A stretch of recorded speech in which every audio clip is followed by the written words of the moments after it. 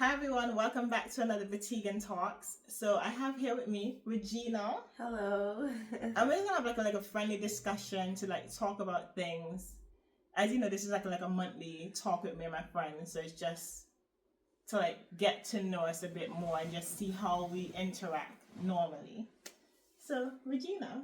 Yeah, I have a few questions for you regarding your side hustles and your motivation behind doing them. Yeah. So have them here. If you're ready. I'm ready. I'm gonna dig in. Let me take a sip of my tea. All right. So my first question is, what is your main motivation behind your business ventures and why you started? I honestly think what my motivation is behind starting business is just the fact that I have the idea and I want to execute it. Because I hear a lot of people saying they can't do certain things, and then it just provokes an emotion or something to say, okay, let me try and do it, because I want to see why people can't do X, Y, and Z, but yet still someone else can do it and become a multi-millionaire or something. So that's kind of my motivation, is just to try it myself to see how feasible it is. Can I achieve it? What needs to be done? Those kind of stuff. Okay. So in saying that, I think it'd also be good to show people that it's possible. Yeah. That they can also do it, because if I can do it, anybody can do it. So. Yeah. So yeah, that's a good segue into my next question. How do you actually come up with these ideas to then make them into an actual physical money making business? Honestly, I just think it stems from what I actually like to do. So for example, cash stuffing, that's big in the community right now, within the world of finance. And with cash stuffing, you can just do a lot of stuff. So if you want to save for a holiday, you want to save for your house, anything like that, you can just use cash stuffing to do it. So it's me tapping into that little niche of when I actually started it. The products that I provided, no one else was doing it, because I had to do a lot of research to see if it was acceptable and all those bits and pieces. And then that's when I saw other people jumping on the bandwagon. But I think the reason why, no matter what business is out there, it could be saturated. There's a customer for everyone. So even if you think, oh, I'm doing the same product as 10 other people, your one will be unique to your brand or whatever the message you're trying to convey out there to other people. Okay, I think your answers segue very nicely into the questions that I have. So in you saying in any business, it sounds like you have a basis for the business that you make. So I have two questions around that. If you come up with a business idea, if you were to come up with a system that can be replicated for any business venture, what would it be? So what kind of system do you use? Or is there a foundation for all the business that you create that you yourself can replicate for any idea, or anyone you'll give the idea to anyone to replicate for any business that they would potentially want to make? This might seem a bit vague, but honestly, it's just to have the capital to back yourself. Okay. That's the only foundation I can think of in terms of what I think you're trying to ask me, is just having the funds to do it. Okay. So again, cash stuffing, you can just buy, let's say, 10 products, and that 10 products generate you your revenue, not your profit, just your revenue. You just use that revenue to reinvest back into the business, and then you just use that to grow the business. Yeah. So that's basically, I think that's my blueprint for doing it. I have the concept, but it's just for me to execute. I just need the startup to do it, which I normally do have the startup and just. Okay, so you'd say the system is have money to start with, and then anything that you make, reinvest that money back into your business. Yeah. Okay, gotcha. How's your tea? Oh, it's very good. The hibiscus is very nice, refreshing, has a sweet flavor without added sugar, so big up. Get your tea link in the bio. So yeah, how do you in the first place get this cash to fund your business? Well, I do extracurricular activities, not in anything illegal, but yeah, I just use that money to start up. So whether it's like birthday money, Christmas money, those anything that I don't actually have to work for is what I use to start up my businesses. That's it. Okay. So what if someone doesn't currently have the means of like getting like extra disposable cash from like they don't get like birthday money, or they don't have like a side, like a hobby that generates them even like a small amount of cash? Do you have any advice of how they get started? Because most people are in that situation where they just have their salary. Honestly, the only thing I can think of is to sacrifice. If you want something, you need to sacrifice. So if that means, let's say, you have a 9 to 5 job, a normal salary, and then you decide, oh, I want to start a business. It's up to you to say, okay, I give myself, let's say, 6 months in order to think up of the business, or think up of the idea. I need to fund it within that 6 months. I need to execute it as well within that 6 months. So even if it means starting off, like say you have you want to do a hair business, start off with something small that you can actually, let's say you put aside £10 a month. So by the end of that 6 months, you have £60 saved up. You need to be able to think realistically, what can you buy for £60 in order to sell it, to bring you in some money that you can reinvest into the bigger project. That's the only thing I can think of, because that's what makes sense to me that would actually execute it. Okay, got it.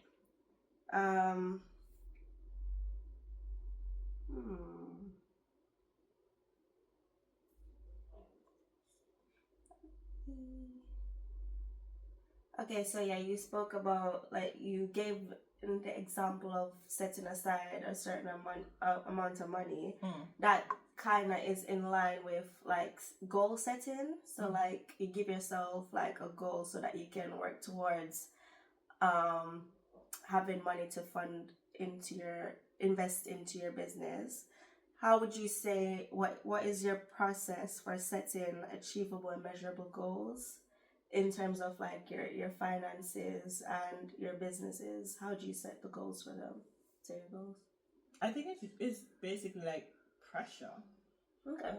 I think it stems because like my grandparents, it stems from like younger. My grandparents, they did stuff to like self-sustain themselves back in the Caribbean. So like even though they had money coming in, they would still do like little, let's say, farm the land or rear the cattle or some kind of animal or something, so that they can sell the cattle, sell the goat, sheep, whatever, bring in money. They can sell the milk, again, bring in money.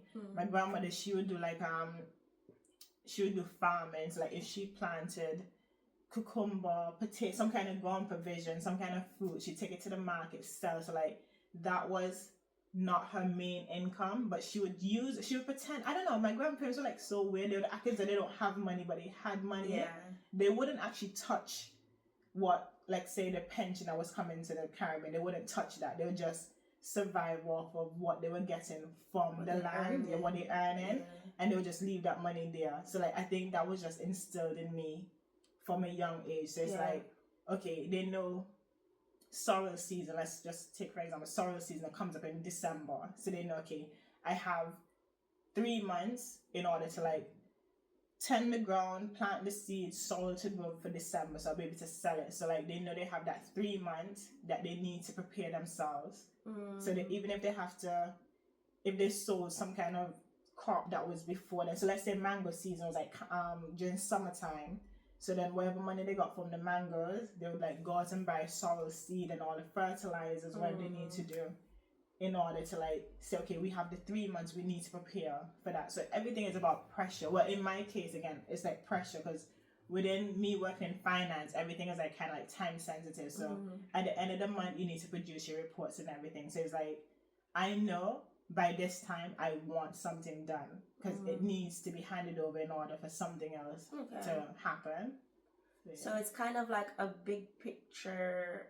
You have to look at the big picture and like measure what you need to do in like at different stages in order to make everything line up to Yeah. get to like your target. Okay. But like also I mean like in terms of like brainstorming or like actually like sitting down and write, do you write out these goals? Do you just have them at the back of your head?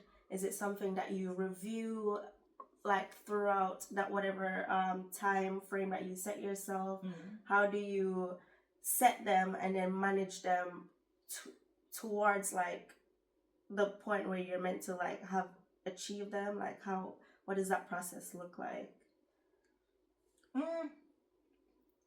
I don't know. I don't know how to explain. It just looks normal to me because, like, again, it's not like I just sit down. Yeah, it's not like I just sit down and just have these thoughts. I'll be working, doing my finance work, but my idea pops up in my head. So I'm like, I'm thinking of two things at the same. I'm working, but then I have the idea brewing in my head. So it's in the back of my head at the time that I'm at work.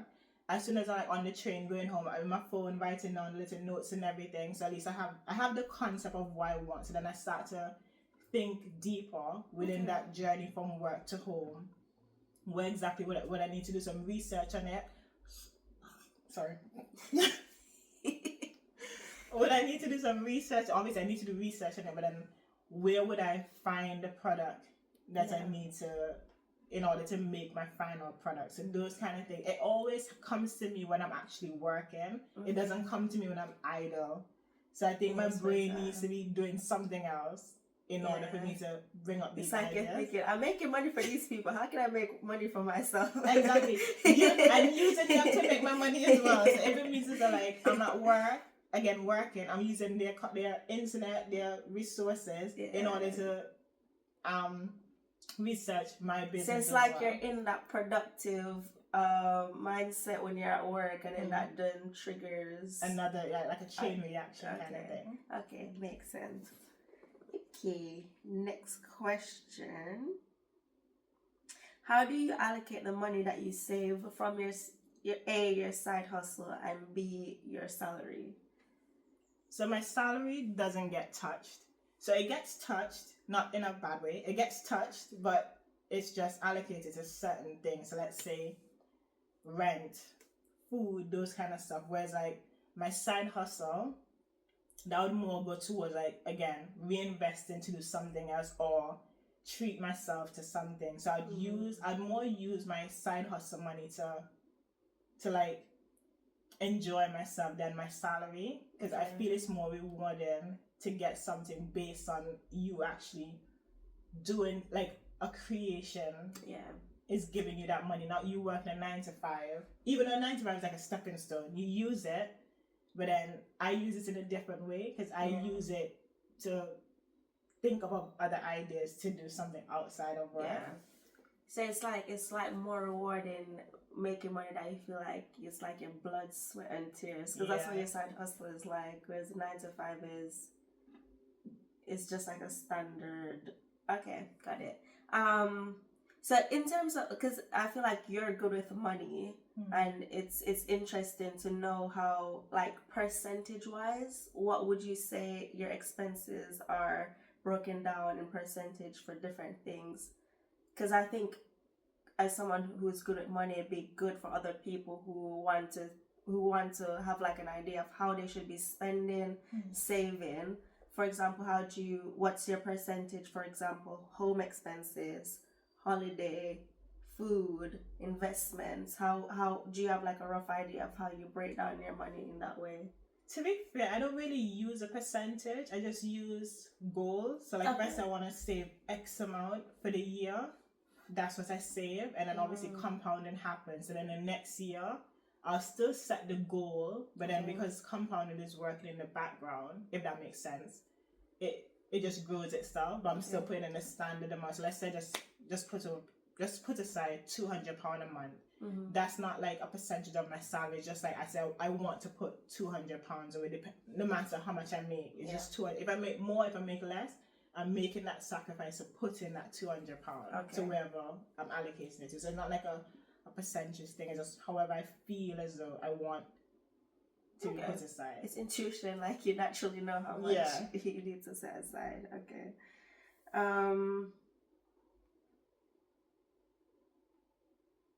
So how do you measure the success of each of your business ideas? How do you know that something's going well? This business is profitable and it's worth your time in the long run, or while you're doing it? Good question. While I'm doing it is a keyword. It's like, obviously, once I make back my initial investment, whatever is on top of it, it's either just use that to reinvest and keep on generating. But to be fair, I don't actually keep a business too long. It's just a fact of like, I can think of it, execute it, and then walk away. So at least I know it is possible to do it. So it's not like if, I'm just doing it. Yeah. I haven't found that one business idea that I want to stick with. This is the longest one. I think this one is like maybe running 2 years now. So 2 years. Yeah, it's running 2 years now. So it's like, this is the longest. Other ones is like, okay, I'm just gonna sell like, let's say 20 items and that's it. I've done it. Move on to the next one. But this one is the longest one. Okay. So how do you measure how well this business is doing? It's just based on how much profit you make. Okay. So that's it. That sounds like that's what most business owners do. They make a business, and once it gets to a point where they're profitable, they sell it to someone else and then take that profit from their sales as like another income. So that's something that you could do once you've finished with something. Sell like if you make a page, for example, like if for selling something, you can then sell that page to somebody else because you have the following or whatever from it, and then that can be another way of making income off, I guess so, your side hustle. But then when you do that, because you've already engaged with so many of your followers it's like, I think it's hard for another business to take over that page because they don't have the connection that you have with the people. So for again, like my tea page, it'll be like, I'm engaging with everyone. So it might be another company that does tea, but it's not the kind of teas that I'm into and what my followers. It's the brand. The brand isn't replicate. It's not. You can't copy the brand. Exactly. Okay. So I don't know how people buy these pages that already has X amount of followers, if they still do that kind of thing, and how they actually sustain and make a business. Yeah. I guess they just do it. I think they usually rebrand it completely and just keep the followers. So they do something completely different. Yeah, but that's the thing. If I follow the brand because of a certain thing, and then all of a sudden I just see change, I'm gonna, this is not like what aligns with me. I'm gonna start to unfollow these things. So again, I don't see how it's done. So. Yeah, I understand. So I feel like for a lot of people, finding the time to, for example, set up a side hustle or use their skills to make money is the difficult part rather than actually like starting something. Yeah. So how do you optimize the time that you do have, any spare time that you do have, to do your job, your main job, and then B, create and manage and have these successful side hustles and have like a social life, because that's important.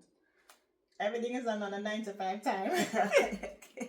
They're paying me to work and I'm using that time to do my own business. So if that means when my orders come in, I know by the time I get home I need to study as well. So it's like, okay, as soon as I get home, I package the orders. Everything is already like pre-packaged anyway, so just to put them in the envelopes, put on the postage, and just drop them out to the post box. If unless it's like a massive order, then I'd have to go to the post office and stand in queue, and again, that's on company time. That's on my lunch time. I'll go and do that. So if it means I need to sacrifice half an hour of my lunch, I mean, I just eat a cold sandwich that day, and just drop them up. Otherwise, it's just maybe like a 20-minute thing. By the time I get home, just put them into the envelopes, put them out to the post box. That's it. Okay, it's done. So you have like a productive period throughout the day, which includes your work and 9 to 5. Okay, that's very good advice. So then, so you do have time, your own free time to do whatever you want. Yeah. Okay. So you I have a think, good work-life balance. not to cut you off, but I think what it is for me is because like I've done so many of them before, I've already actually, I know what works for me, like how it's structured. So for example, do products that's easier to distribute. So it's not like something that's customizable, those kind of stuff. It's set in stone. That's it. It's like a blank template and you just do whatever you want to do with it. Okay. Got it. So I create it. It's still something that the end user can customize themselves. Okay. But I've created it. Okay. Got it. So you create simple business models that aren't too complicated, that allow you the freedom to do them in like relatively quick. Okay, that's good advice. What financial advice would you give someone in their teenage years / early 20s? First thing, get a decent job. If that means you start off small, let's say you start off in like Sainsbury's or something, doing packing shelves, move on to something else. And then once you get there, gain as much as you can, as in knowledge wise, and then move on. And honestly, when you're in a company, you get further once you're liked more than what you actually know and bring to the table. If you're the person who can like bring up, I'm not saying it works for everybody, but this is what I know of. Like once you can make someone laugh, you're that kind of personable person and everything, you tend to get a bit further. It's not called ass kissing or whatever. You can, as you can see, like let me not say it like this, but yeah, you can see I do my 9 to 5, but I'm still doing my own thing on time. Like we go out for lunch and we're like maybe 20 minutes late and I still leave at 5:30. So you can do the work and you're a likable person. Like everyone likes you. So it's not like if somebody's there bitching and saying, oh, she went out for lunch for like an hour and 20 minutes. Why is she still leaving early? You know you put in the time somewhere else, but it's because you are liked people and you've already established kind of like trust with that. They know that, oh, I can leave this with Simeon and she gets it done. That's it. I don't need to pull her up. I don't need to have any meetings with her, those kind of things. So to be chased. You need to be likable. Move on, learn as much as you can, go on to bigger and better things. And then once you make the money that you want, even before you even make that money, just save a percent. Like, if you want to save a percentage, you can. Otherwise, have a set goal that you want to save. Let's say you want to save £800 a month. You need to, even if you're working like a very small job, try and aim to put as much as you can towards that £800 a month goal. And then once you start to push yourself, you think, okay, I need to think of another way to supplement this income, do something else, or move on to a bigger job. Start to invest as well. Even if you don't know what you're doing, I wouldn't advise you to just put your money out there. It has to be money that you're comfortable losing in order to learn. So let's say you start my terminology isn't the best. So let's say you're gonna like buy stocks and shares and so on. Like you're just doing like trading for yourself. So if you're comfortable losing £100, you're not saying you're gonna lose it, but anything can happen. It's a risk. If you're comfortable of putting away £100 and like watching it grow or whatever, then do what you can afford to learn in the process. And then if you decide, okay, you don't want to actually learn it yourself, you just want to put it into a brokerage account and then they do it for you. Again, you can start off small, like £50 a month, £100. I don't know if you can actually do £10 because that's going to take a long time. But to be fair, a lot of people are like so impatient nowadays. Nobody actually wants to wait, let's say 10 years or anything with stocks and shares. They just want to see quick money right now. But I would say in terms of like small amounts, like £10-20, if that's what the person can afford, it's better than nothing. Exactly. And it's kind of like creating that habit of setting aside money. So if once they get in a position where they have more money. But that's the thing, a lot of people don't have that mindset though to say, okay, I'm going to put aside £10. When you think of it, £10 a month over 12 months is what? £120. A lot of people are going to be discouraged and say, oh, it's just £120, where they're not seeing the bigger picture. Everything is what compounding. The 120 can become like 1 30 maybe. Mm. If you're very lucky. Yeah. But then it's like a lot of people don't see that, and then again that compounds, and you still adding in £10 on top of that. So. Yeah, I think the mindset around investment should also be like you shouldn't look at it. You should kind of feel like you're just putting aside that money, and it's not even a part of your salary. You don't look at the account. You get curious, you see how it's doing, but like you shouldn't. I feel like you shouldn't be obsessed about the growth of the money, because it's money that you don't need for a very long time. Exactly. But a lot of people don't think like that. They just, because a lot of stuff that they see on social media now is like trading, forex and so on. Yeah, I've done forex before. I've done well. But then when you start jobs and like starting to think of other things, you can't sit down and watch a screen for the whole day. So I've left that for the time being.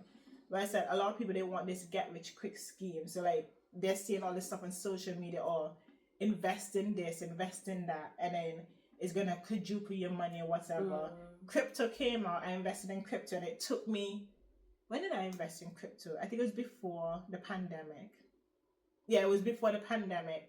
And it's not, the pandemic has been more like 4 or 5 years now. 4 years. Yeah, and look how long it's taken me to cash out with a profit. So like every month you're looking at it, what you invested, like 4 years. Okay. So it's like it's a waiting game, and sometimes you waited that long, you still don't yourself make any money. But when we had that what happened a few months ago, like again I don't even know what the names are. It's, what was it? Ethereum. No, what was it? It was Shiba Inu. I invested in that, and that went up. XRP, that went up. Bitcoin, that went up as well. What was the other one? I invested in like 7 of them, and most of them did well. Definitely Bitcoin, Shiba Inu, Dogecoin, that did well, and the XRP and Ethereum or whatever. I don't know if I've already called that, but some of them did well and others didn't really do any well. But because the others were doing well, it balanced it out. And I was like, you know what? Now that we have this peak, let me just cash out, and that's it. So I actually made money, but after 4 years. Exactly. Okay. It's not a get rich quick scheme overnight. It could be an overnight thing, but it depends on how much money you have to pump into it. Yeah, and luck. Some people are just very lucky, and money just comes to them. Okay, yeah, I think that's very good advice. How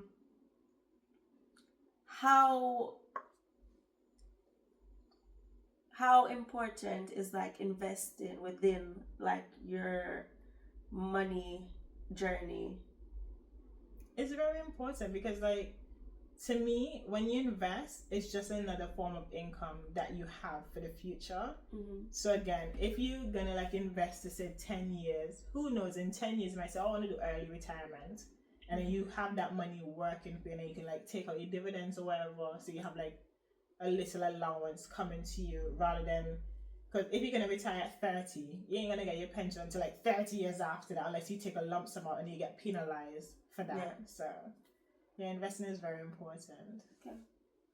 See if I have any more questions. See if I can think of one to just like round off the whole thing. Do you have like a ultimate side hustle that you have in mind that you eventually want to set up, and you potentially have things that are like obstacles that you think are in your way that are stopping you from doing it, or you feel like you need to be in a place where you can allocate like a lot of time to it? The only thing on the top of my head is just to go back to forex, because I enjoyed it. It was just the fact of like, I had to get up. I didn't have to, but like when I get up in the morning, it's just to like look at the chart, see if there was a setup, do it. But then when you have to go to work and everything, within that time, you actually have to trust the process. It's like, even though you have your stop loss and you take profit, either one is triggered, but then most times you want your take profit to trigger more than your stop loss. And you might see everything set up for it to be like a take profit, and then next thing, something you'll be on the ground, something happens within that quick 20 minutes. It's very And volatile. then it goes the opposite direction, and like you're not there to see it. Even though I don't really like to sit down and watch the screens at the time, it's just like anything can happen, and I enjoy doing forex. So I think that would be the ultimate side hustle. Yeah. That I'd go back and do. And final question, do you think you'd ever make the transition from working full-time 9 to 5 to starting your own business where you're an entrepreneur or businesses? Do you think you'll end up making that transition into being a full-time entrepreneur where all your income comes from your own blood, sweat and tears, everything's on your back, and you're potentially working full time for yourself? I would do it, but I think because it's so ingrained in me. Sorry, I think because it's so ingrained in me, I think I'll still have to do something for someone else, even if that means I just go and do like a part-time job, being like a tea lady or packing shelves in a supermarket, something that is different. Even though what I'm doing it excites me, I just need something else. Maybe it's like something that's just to interact with other people that's not within my team per se, within my business. I need to interact with other people outside of this, because like where I work now, there's a lot of people that I speak to, and like based on how they speak, it's the same mindset as me. So like one will talk about investing, another one will talk about property, another one will talk about traveling, and it's like you never knew people are out there like that. Was other people, if they're working for you, because I've even seen within that setting, the interactions, like they speak one way with me, but then when they speak to like the directors, it's a totally different tune. So it's like it's kind of tailored for the directors to hear what they want. So it's going to be the same in a business. If I ask you, oh, you work for me, oh, Regina, what do you like to do? You might just say, because I like a certain thing within this business, you're going to say, oh, I enjoy doing X, Y, Z because it's aligned with the business, which that's not what I want to hear. I want to know exactly what you like to do, because you working for me just means that, one, you need a paycheck, and two, you're kind of aligning yourself with your business. Okay. So that's interesting. I would have never thought of that, to like maintain like dynamic human interaction, and like you keep like a separate job that's separate from your own businesses. Okay, that's quite okay, cool. That's a good answer actually. So anyway, that's all my questions. You answered them very well. Thank you. And thanks for having me. Alright, so until next time. Bye guys. Thank you, bye.